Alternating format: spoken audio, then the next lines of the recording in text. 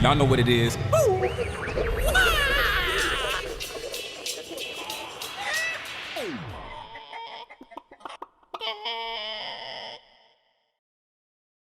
One of the things you just mentioned that I kind of wanted to dig in a little bit on was, and for some reason it's an epiphany to me, is this idea of specific versus general expertise.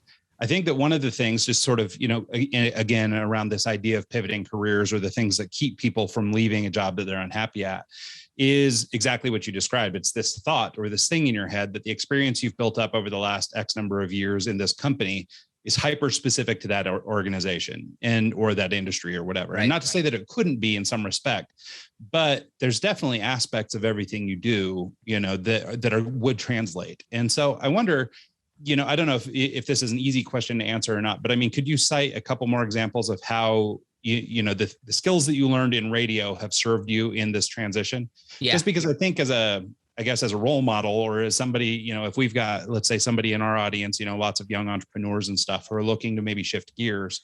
Yeah, maybe even Mike here with his hand raised. Maybe that, because I guess I know this sounds stupid, but I guess it never occurred to me, right? So I come from an agency background, which is very similar to radio in terms of work schedules and that kind of stuff. And, but my concept of jumping ship or moving to another place, I was like, well, what do I do? I've been a designer for 20 years. How do I not be a designer now? Well, as you're saying that, I'm just sitting and replaying what you said in my head, and I'm going, well, shoot, but I've been running teams. I've been, contracting people. I know how to critique work. I know how to work with clients, and then I start going, oh, well, okay, well, those are applicable skills to almost anything. And so I just wonder if you'd share your experience on that a little bit more. I think it's an interesting point. Yeah, I think I'm so glad you asked that question, because I think it's one of the most important things that I like to share with people. In fact, if you follow my Twitter, it's anytime you see big radio layoffs and things like that, you'll see me start kicking off threads of don't forget your value extends beyond this industry, and it will be appreciated and valued so much more in other industries a lot of times. In this case, going from radio to tech, I think there's a lot of translations you can do, right? You could say, instead of listeners, you can say users. So I was focused on building things for listeners to increase ratings and revenue. Well, now I'm building things that users enjoy that increases usage and revenue, right? Revenue is revenue. Listeners are users. There's just so many other things in the skill set wise, work ethic, that drive and passion to learn and grow and do better. There's a creative element, right? Because I came from the creative side of radio too, not just managing stations, but writing copy and coming up with new things and building things and having ideas. I absolutely use that in software engineering as well. Having work experience, being professional, interacting with clients. I mean, the list goes on and on. I think that we get hyper focused on, well, I know how to use Adobe Audition and NextGen. And it's like, okay, but that's you utilizing tools in your industry to get the job done. You probably also understand how to do other technical things, and you just don't look at it in the broader picture. Can I ask you also to maybe just put that hiring manager hat back on? You said Sure. You worked in that role a little bit. You did some hiring at the stations. Can you put that hat back on and then just sort of speak as an employer, who might, my assumption, and I'm sure it's wrong, is that you might have to figure out how to spin your, expertise to make an employer understand how it's applicable, right?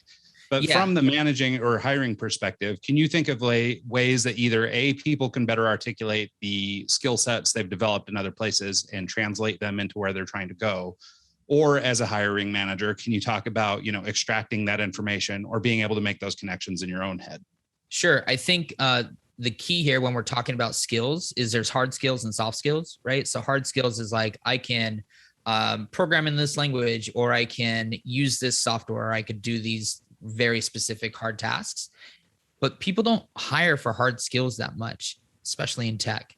You've heard about the big rounds of interviews that they do and all this personality stuff and all these tell me about a time when type questions and things like that.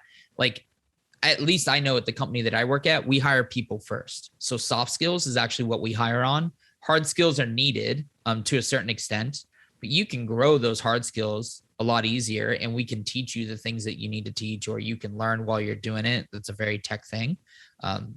We basically are professional Googlers. That's what we do. But soft skills is really what gets you hired. So as long as you've got those soft skills from your previous career, that's what I look for. And I do help a little bit with our hiring process at our current company, just because I have so much experience with doing the hire stuff. So I do a lot of our interviewing and things like that. And I don't even ask them technical questions if I'm not on the actual like paired programming section of our interview process. I'm asking purely soft skills stuff. Tell me about a time when something wasn't right and you decided to take action on it at work. Tell me about a time when your boss told you that we have to do A, but you knew that you really needed to do B. How did you work through that process with your boss? Or tell me about how you communicate when there's conflict between you and another employee. How do you work through that? You know, those are the types of skills that you can develop in any industry, right? All communication soft skills that transfer to any other industry. In fact, if you come in with really good communication skills and soft skills, you'll probably jump ahead in most industries that you step into, because almost everybody will complain that there's not enough communication in whatever industry it is, you know? I think that those soft skills are super transferable. The hardest part though, and this was hard for me too, and I kind of, again, had to weasel my way into the room with people, is getting past that application screening is so hard. And I think that's true across everything, really. And trying to get my resume pulled off the stack. That's where networking comes in. It's such a cheesy phrase and I hate it. And it was my least favorite part of the process.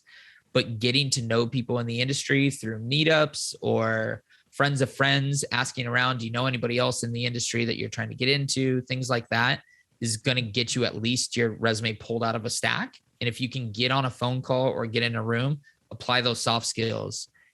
And that's I think. Well, and I think it's twofold, right? I mean, when you're doing this in-person meeting or in meetups or online or however you're doing it, I mean, when you're doing this networking, I mean, essentially you are honing these soft skills, right? So if you've been in, let's say, a manufacturing position where you didn't really get to use your soft skills outside of being personable at break and on lunch or whatever, you know, but the rest of the time you're just spent working, getting out and actually flexing those skills is probably a great place to go. So, I mean, even though people might be a little insecure, a little, less apt to go and start networking, I think you're right that it's absolutely critical. And it's funny because I do a lot of work with remote companies. So companies that hire people remote for remote positions. And, these guys will get 10,000 job applications from across the planet, that are applying for like a single position. And so your point about getting through that initial screening is, maybe the most important part, right? Yeah. Because they're going to use algorithms and software and things like that to cut off 9,500 of those. And then they're going to, look at the next 500 and start to break those down over a few different criteria too. So, I mean, if you already had a foot in the door, if you'd already had a conversation with somebody in the company, or if you've already, made a friend of a friend, you certainly would be a little better off. And I think it is important, even though it seems like a low tech approach to a high tech industry, the interpersonal relationships are still kind of the whole thing. Like that's sort of where it's all at. And if it's tech we're talking about specifically, those interpersonal communication skills can sometimes lack in that industry, right? You've got to, depending on what type of tech you're working in, a lot of times you get some very intelligent people that just don't have the social skills or communication skills that you would have to have in other fields. So if you're coming in and you can communicate, you're an adult, you have a work ethic, etc. Like those are the things that not only came up in my interviews, but more so come up in my reviews, which is a fantastic thing. And that was a really big aha moment for me, is when I had my first reviews 6 months in, all the feedback was entirely soft skills. And that was really, I think, a thing that can be inspiring for folks that are afraid of the technical side of things, is like, we don't even talk about that anymore. You're just expected to learn and grow and do what you need to do to get the job done. But what they really review you on and give you raises for, and where you find your success, comes from those soft skills. And so, that realization for me was like, hey, everybody that's exiting this industry, and I know how hard it is and how mentally tough it is, and you're concerned about your worth and your value and all these things, like you can do that anywhere. in any field. You just have to find the little, translation points, right? You got to find the Rosetta Stone, do the translations, and you'll find that success.